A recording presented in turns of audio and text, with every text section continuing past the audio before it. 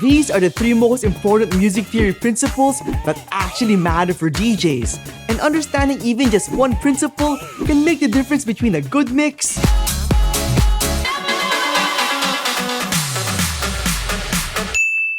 and a bad one.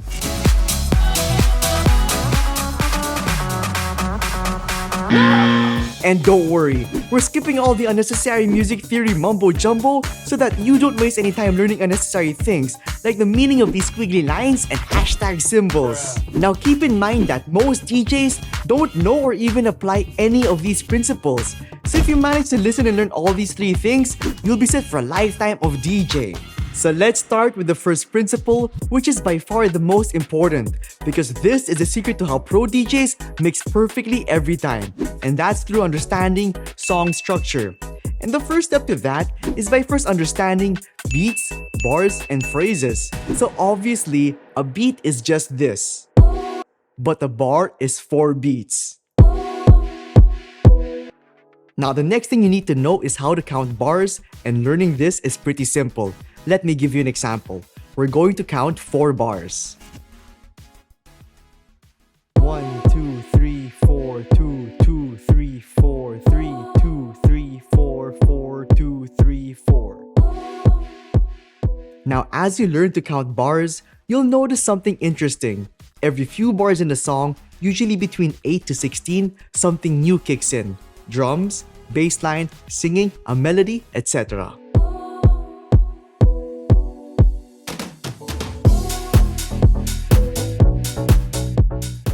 And that musical change, which happens at the first beat of the bar, marks when you enter a new phrase.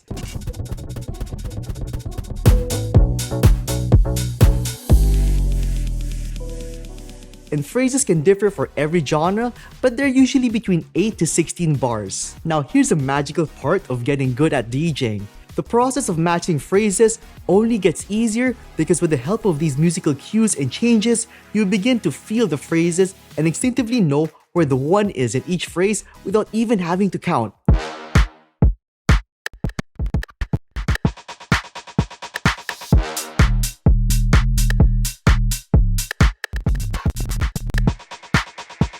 Get your hands up when the beat go. Let me get a bass line for the people. You've been waiting for.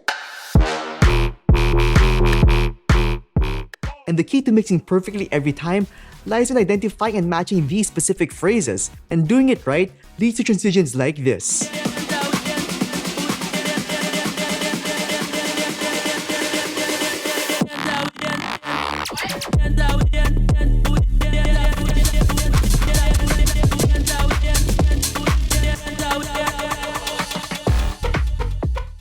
And doing it wrong leads to mistimed transitions like this.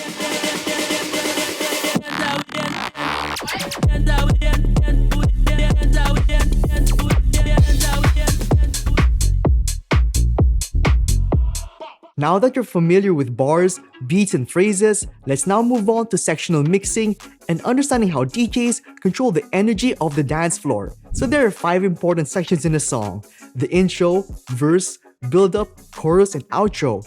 And as we discussed earlier, they're usually either 8 bars or 16 bars. And pro DJs mix in and out of those specific sections only, so it's crucial to mix exactly when you have to at those sections. But of course, mistakes can happen, and if you miss a beat or miss time queuing a track up, things can get tricky. But luckily, there's a DJ feature that helps you fix things up quick, and that is beat jump. So let me give you a quick crash course. Beat jump, as its name suggests, allows you to jump either forwards or backwards.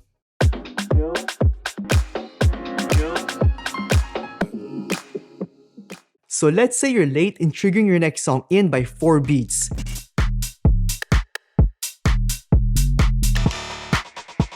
Get your hands up when the beat go. Let me get a bass line for the beat. To get both songs lined up again, all you'll have to do is simply beat up your next song forward by 4 beats. Let me get a bass line for the people. I got this shit that you've been waiting for.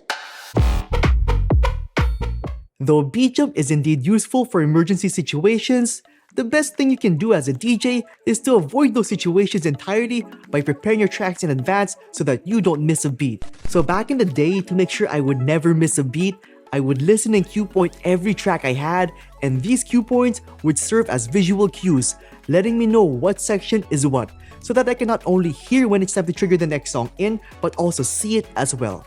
Nowadays though, I don't do this. Thanks to technology, it's now easier than ever to visually see those sections in a song. So by default, your Rekordbox DJ interface may look like this, but with the proper settings, you can change it into this. So here's how to enable this setting on Rekordbox DJ.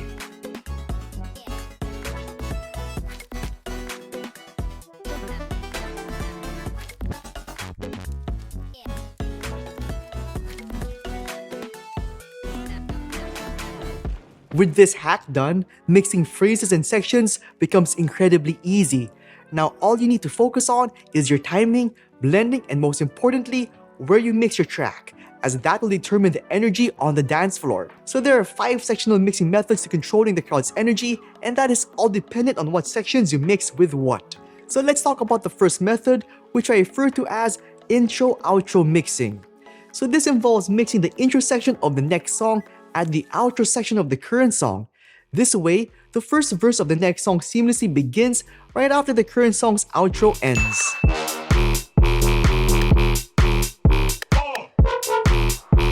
Let me get a bass line for the people.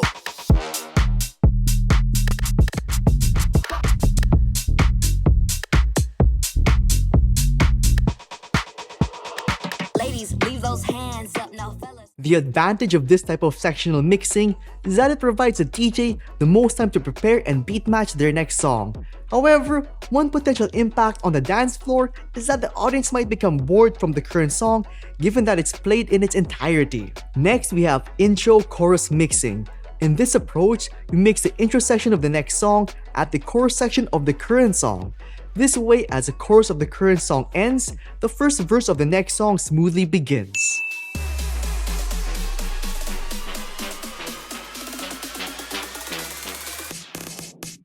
Oh yeah.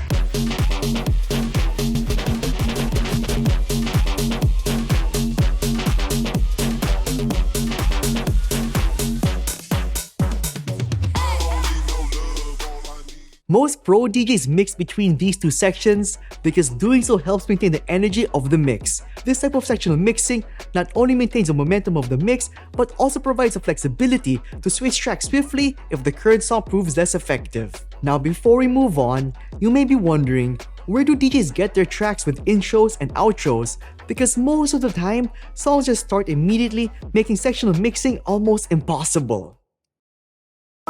And as DJs, we simply need more time to mix, so extended edits like this are way more preferable. Pro DJs like Skrillex, James Hype, and Martin Garrix download all their tracks from DJ record pools. And you can think of DJ record pools as huge libraries of music of all genres where DJs can download all the tracks they could ever need. And these high quality tracks can range from radio edits, to remixes, to instrumentals, to acapellas, and to tracks with extended intros and outros. So the DJ record pool most pro DJs use is Crate Connect, and you can get a huge discount on their services by using the coupon code DJ Carlo when you sign up on their site. Now the next 3 methods are more advanced ways to mix but should not be overused, as they can become frustrating and even annoying to an audience that just wants to party and have a good time. With that being said, the next method is what I like to call build-up to build-up mixing. So this method involves mixing the next song's build-up section with the current song's build-up section. Then right before the current song's drop hits, one fades the current song away and fades the next song in, so that the next song's chorus hits instead.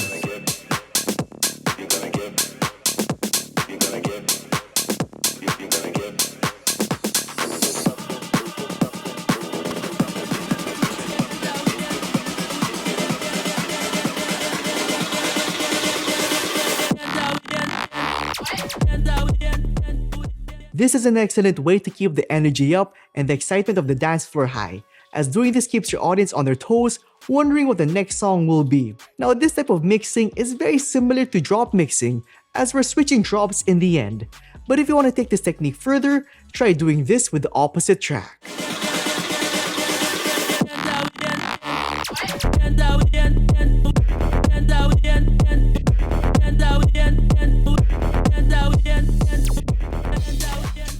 Next, we have chorus to build-up mixing. This type of mixing is done when one mixes the next song's first verse section in at the current song's chorus section, so that the next song's build-up section begins when the current song's chorus ends.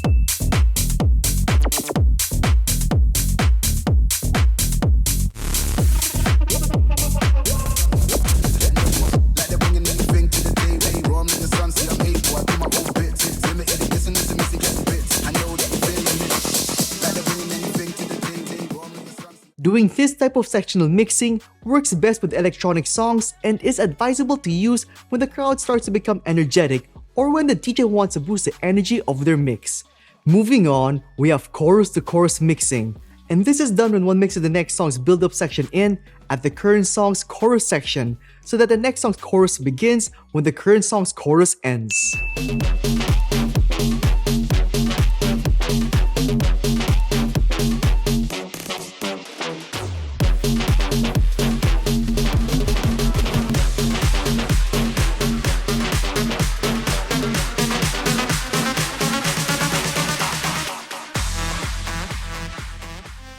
Now, this mixing style is the best way to keep the energy of the mix up at its highest level as you are bombarding your audience with chorus after chorus.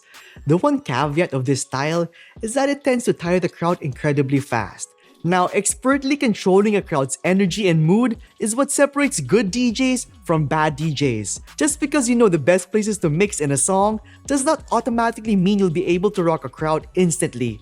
There are other equally important aspects to consider, such as the songs you plan to use and their key. And before we dive into the complex world of harmonic mixing, I think by now you've realized that there are levels to creating a DJ set that can really impact the crowd. And if you really want to take your DJing further, admittedly, you need to incorporate all these factors. And honestly, that's a hassle. As DJs, we just want to mix music and make people happy. That's why I use DJ Studio to guide me and create a roadmap for a perfect mix. Let me show you how it works. So basically, all you gotta do is this. Load all the songs you plan to use for a mix into DJ Studio. Then, activate Auto Mix and select your mixing preferences. In this section, you can customize how each track will mix into the other. By clicking Auto Mix, you let DJ Studio figure out the best harmonic sounding sequence for your tracks. So if you want more harmonic control over your mix, you can go to playlist ordering and choose either mood or fuzzy. So let's explore the differences between these two options. Mood essentially arranges your tracks to create the best vibe, and the legends here show you the effect those blends will have on the mix. You can either increase or lower the energy, but be aware that this might result in some off-tone transitions here and there, as we're dealing with a wide spectrum of keys to mix. On the other hand, fuzzy mixing focuses more on avoiding key clashes and ignores any effects a transition may have on the mood.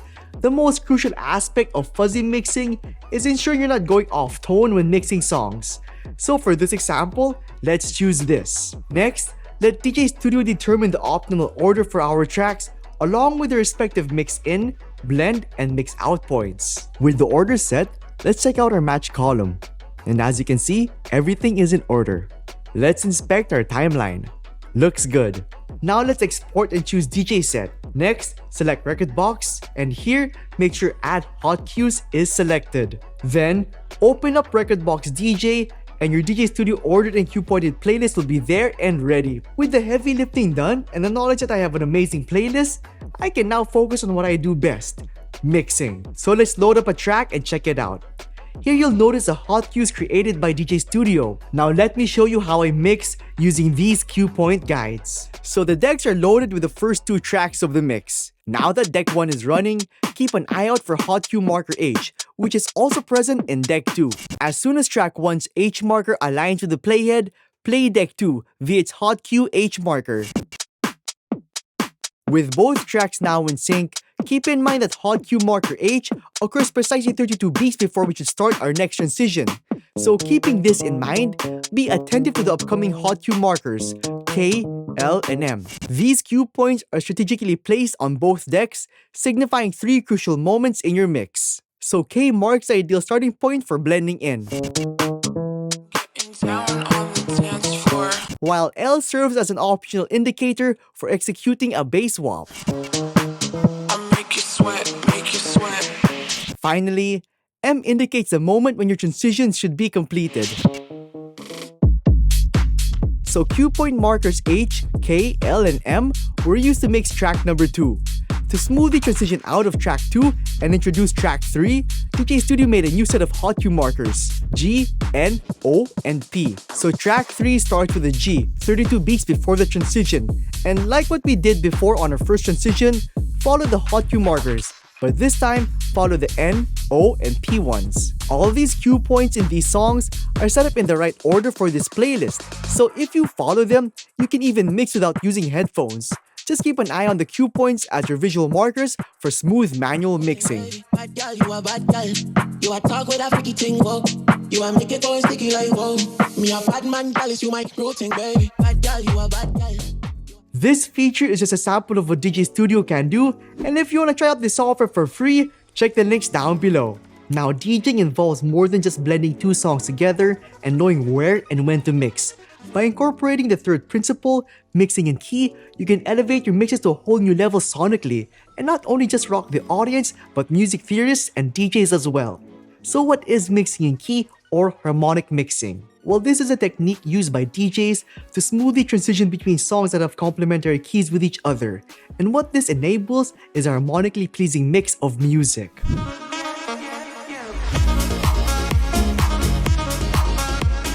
And let me give you the opposite example.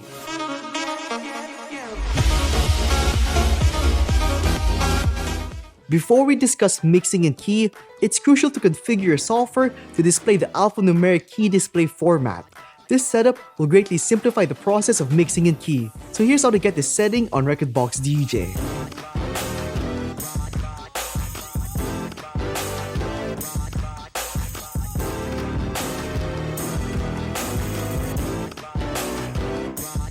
And here's how to get this setting on Serato DJ.